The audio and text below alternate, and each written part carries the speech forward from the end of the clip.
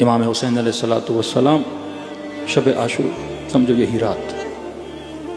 اب دیکھ رہے مولا کہ کچھ لوگ ہیں جن کو پتا ہے کہ اس جنگ کے نتیجے میں شہادت ہے. تو امام فرمایا جو رکنا چاہتا ہے رکے، جس نے جانا ہے وہ چلے جائے. اب کسی میں جرت نہیں کہ اٹھ کے جائے، کئی ہیں جو جانا چاہتے ہیں. تو تاریخ لکھتی ہے کچھ لوگ اپنی داڑھی کے بال دانتوں میں چبا رہے تھے، کچھ اپنا سر کھجلا رہے تھے. کریں تو کیا کریں؟ امام حسین سمجھ گئے ہیں کہ شرم کی وجہ سے یہ بندہ جا نہیں پا رہا. تو امام حسین نے دیا بجھا دیا کہ میں نے بیعت اٹھا لی، جس نے جانا ہے چلا جائے. کہتے 5-5 ہو کے 10-10 ہو کے جس نے جانا تھا اٹھ کے چلے گئے. پھر امام نے دیا جلایا، کچھ اصحاب بچے. پھر امام نے اپنے رشتہ داروں سے خطاب کیا، فرمایا عباس اور اس کے بھائی اگر جانا چاہتے ہو تو چلے جاؤ. حسین نے بیعت اٹھا لی. بیٹا اکبر اگر تو بھی جانا چاہتا ہے تو چلا جا. اصحاب کو مخاطب کیا کہ اگر تم میں سے بھی کوئی جانا چاہتا ہے تو چلا جائے، کیونکہ یہ جو لشکر کھڑا ہے ان کا مسئلہ حسین سے.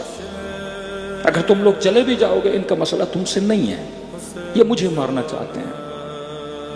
اور یاد رکھو یہاں رکو گے تو موت ہے، شہادت ہے. یہاں جناب بریر نے کچھ الفاظ کہے جو تاریخ نے سنہری کر کے لکھے. فرمایا مولا کیسی باتیں کر رہے ہیں؟ اگر مجھے قتل کر دیا جائے اربن اروا، پھر تلواروں سے میرے بدن کے ٹکڑے ٹکڑے کر دیے جائے، پھر مجھے جلا کے راکھ بنا کے ہوا میں اڑا دیا جائے، مولا پھر اگر مجھے پیدا کیا جائے کہا جائے حسین کا ساتھ دو گے کہ نہیں، مولا پھر اسی طرح آپ پہ قربان ہونا چاہوں گا، چاہے یہ معاملہ 70 مرتبہ ریپیٹ ہوتا رہے، مولا میں آپ کو چھوڑنے کے لیے تیار نہیں ہوں. پھر امام حسین نے اپنی 2 انگلیوں کے درمیان کو جنت دکھائی کہ دیکھو آخرت میں تمہارا مقام کیا ہے. شب عاشور کچھ سپاہی تھے جو خیموں کی نگرانی کرتے تھے، کوئی یزیدی آ نہ جائے. یہ شخص کہتا ہے مجھے کوئی سایہ نظر آیا ایک صحابی امام حسین کا. کہتا ہے میں نے سائے کا پیچھا کیا، جب آگے بڑھا تو کوئی اور نہیں، ابا عبداللہ تھے امام حسین تھے.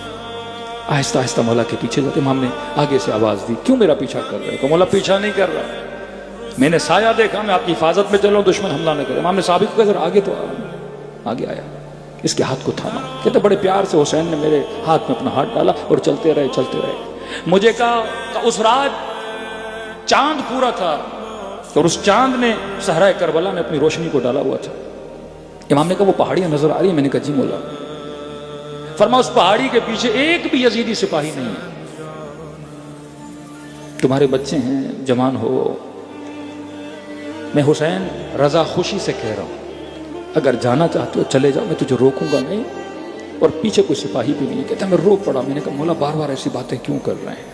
نفسی لک الفدا، مولا ہم اپنی جانیں آپ پہ قربان کرنے آئے، ہم جب تک زندہ ہیں مولا یہ ہو نہیں سکتا آپ کو چھوڑ کے جائیں.